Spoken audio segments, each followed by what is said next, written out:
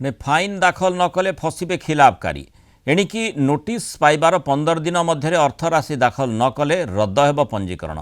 Fine खिलापकारी विरोध में राज्य परिवहन विभाग ग्रहण करने को जाउछि बड़ पदक्षेप।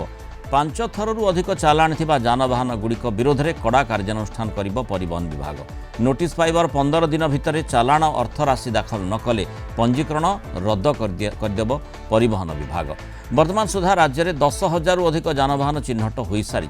टोल गेट गुड़िकर लगिथिबा ई डिटेक्शन सिस्टम जरिया खिलापकारी संपर्क में सूचना पाइपर परिवहन विभाग। प्राथमिक पर्यायर आज सुधा मोट 200 जानवाहन उपरे नोटिस जारी करा जायछि।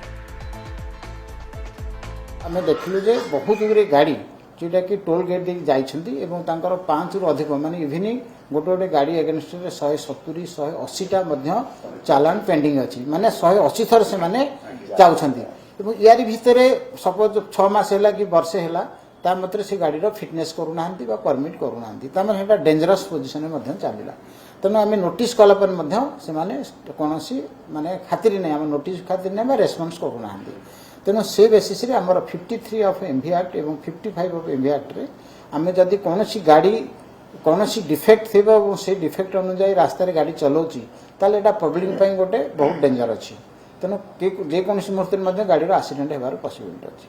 तेणु रिसेंटली हमर अनेबल ट्रांसपोर्ट कमिशनर डायरेक्शन अनुसार आम गोटे इश्यू करिछु 53 अनुसार जे कोनोसी गाड़ी जदि को 5टा रो अधिक चालान अछि आम पाखापाखि 200 पाखापाखि आम नोटिस अलरेडी इश्यू कर सारू।